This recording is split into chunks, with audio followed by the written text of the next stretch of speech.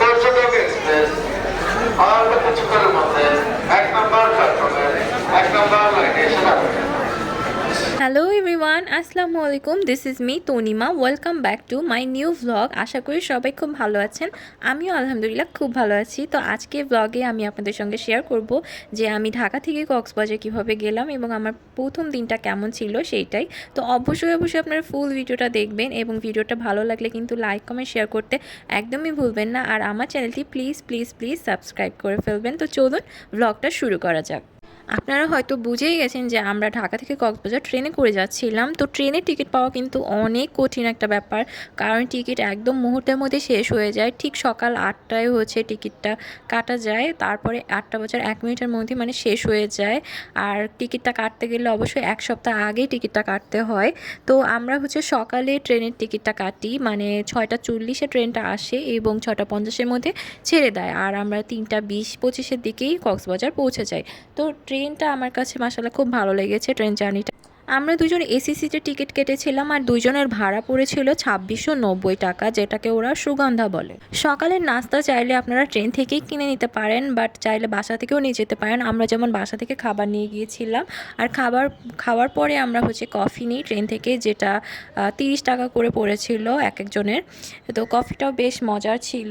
এখান থেকে কফি নিয়ে আমরা খুব এনজয় করতে করতে যাই ট্রেনে। তো ট্রেনের চারিপাশ থেকে হচ্ছে খুব সুন্দর ন্যাচারাল ভিউ দেখা যাচ্ছিল। যেহেতু আমরা দিনে যাচ্ছি, তো দিনের বেলা এইটাই সুবিধা যে আপনি পুরোটা রাস্তায় এরকম ভিউ দেখতে দেখতে যাবেন, একদমই বোরিং লাগবে না।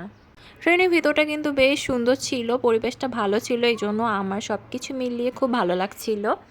দেন চট্টগ্রাম স্টেশনে এসে ট্রেনটা থামায়, মানে এর মধ্যে কিন্তু কোথাও থামায়নি, একভাবে চলেছে ট্রেনটা। তো চট্টগ্রাম স্টেশনে এসে বেশ খানিকটা সময়, প্রায় আধা ঘন্টার সময় আমরা থেমে থাকি। আর এই সময়টাতেই হচ্ছে আমরা খাবারটা অর্ডার করে ফেলি ট্রেন থেকে, মানে লাঞ্চটা আমরা ট্রেন থেকেই নেই। আর এই লাঞ্চটা ছিল হচ্ছে মোরগ পোলাও, সঙ্গে ডিম সেদ্ধ ছিল একটা। আর এটার প্রাইস ছিল মাত্র 200 টাকা। আর 200 টাকা হিসাবে খাবারটা কিন্তু অনেক মজা ছিল। আপনারা ট্রেনে আসলে কিন্তু অবশ্যই খাবারটা ট্রাই করবেন। আর খাবারটা পাওয়া কিন্তু একটু ডিফিকাল্ট হতে পারে যদি আপনারা লেটে অর্ডার করেন। তো যখনই চট্টগ্রাম আসবেন তখনই আপনারা খাবারটা অর্ডার করে ফেলবেন, আর পরে কিন্তু আপনারা পাবেন না তাছাড়া। এরপর আমরা কক্সবাজার পৌঁছে যাই। মানে চট্টগ্রাম থেকে কক্সবাজার আসতে আমাদের একটু বেশি সময় লেগেছিল, কারণ ট্রেনটা খুবই আস্তে আস্তে আসছিল। কারণ যেহেতু এইটা 3টা 20-এর মধ্যে পৌঁছাবে, তো এই জন্যই হয়তো আস্তে আস্তে চালাচ্ছিল। তো এখানে এসে কক্সবাজার স্টেশনটা নতুন করেছে, বেশ ভালোই ছিল। তবে আহামরি যে সবাই বলে অনেক সুন্দর অনেক সুন্দর, আমার কাছে ওই রকমটা মনে হয়নি। বাট ট্রেন স্টেশন হিসেবে একটু বেশি সুন্দরই মনে হয়েছে, কারণ অন্যান্য ট্রেন স্টেশন এত বেশি সুন্দর থাকে না। আর হচ্ছে ভালোই লাগছিল এখানে। তো এরপরে হচ্ছে আমরা ট্রেন স্টেশন থেকে কলাতলি যাব, এই জন্য আমরা অটো খুঁজছিলাম। তো অটো ভাড়া এখানে কিন্তু অনেক বেশি চাইবে, তো আপনি অবশ্যই বার্গেনিং করে অটোতে উঠবেন। তো আমাদের কাছে 400 টাকা চাচ্ছিল। দেন হচ্ছে আমরা 150 টাকা বলেছিলাম। সে কোনোভাবেই যাবেও না, আবার আমাদের পিছুও ছাড়বে না।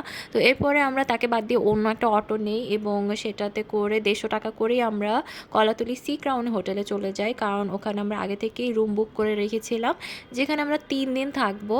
তো এই কলাতলিতে হচ্ছে সি ক্রাউন হোটেলটা আমি বলবো একদমই বেস্ট একটা হোটেল। আপনারা অবশ্যই এই হোটেলটাতে থাকবেন, কারণ পুরো সি ভিউটা আপনারা হোটেল থেকে দেখতে পাবেন। আর তবুও আমরা সি ভিউওয়ালা রুম নেইনি, কারণ হচ্ছে আমরা ইনানিতে গিয়ে একটা সি ভিউওয়ালা 5 স্টার নিয়েছিলাম। তো সেটার ভিডিও আমি আপনাদেরকে শেয়ার করে ফেলবো। আর এইটা ছিল আমাদের রুমটা বেশ ভালোই ছিল, খারাপ না। আর বাথরুম টাথরুম সব কিছুই ভালো ছিল, এসি ছিল, গিজার ছিল, আর সঙ্গে ছিল বুফে ব্রেকফাস্ট। তো আমরা হচ্ছে এসে রুমে একটু ফ্রেশ হয়ে দেন হচ্ছে সি বিচে চলে যাই। তারপর সি বিচে একটু ঘোরাঘুরি করার পরে হচ্ছে সন্ধ্যা হয়ে যায়, যেহেতু আমরা বিকালের দিকে পৌঁছাই, এই জন্য একটু সন্ধ্যাই হয়ে যায়। দেন আমরা হোটেলের রুফটপ থেকে সানসেটটা উপভোগ করি, এই মুহূর্তটা খুবই ভালো লেগেছিল। দেন সি বিচে চলে যাই। সি বিচে আমরা বেশিক্ষণ থাকিনি, কারণ অন্ধকার হয়ে গিয়েছিল। এরপরে হচ্ছে আমরা আশেপাশে দোকানগুলো ভিজিট করছিলাম, যেখানে অনেক ফিশ পাওয়া যাচ্ছিল, মানে সি ফিশ, যেগুলো ওরা লাইভ হচ্ছে বারবিকিউ করে দিবে। তো ওখানে আমরা একটু দেখছিলাম। দেন পাশেই দেখলাম বার্মিজ মার্কেট। আর বার্মিজ মার্কেট তো এখন কক্সবাজারে অনেকগুলো হয়ে গেছে, কোনটা যে রিয়েল এটা বোঝা মুশকিল। তো কলাতলি আমাদের হোটেলের পাশেই যে বার্মিজ মার্কেটটা ছিল ওখানে আমরা চলে যাই। তো ওখানে অনেক পার্লের কালেকশন ছিল যেটা দেখলে মাথা খারাপ হয়ে যাবে। আমরা হচ্ছে একটু ঘোরাঘুরি করার পরে খিদা লেগে যায়, দেন আমরা এখান থেকে মোমো ট্রাই করি। তো এইটা আমাদের হোটেলের অপোজিটেই ছিল এই মোমোর দোকানটা। মোমোটা বেশ মজা ছিল, প্রাইসও রিজনেবল, মাত্র 120 টাকায় আমরা এই মোমোটা পেয়ে যাই।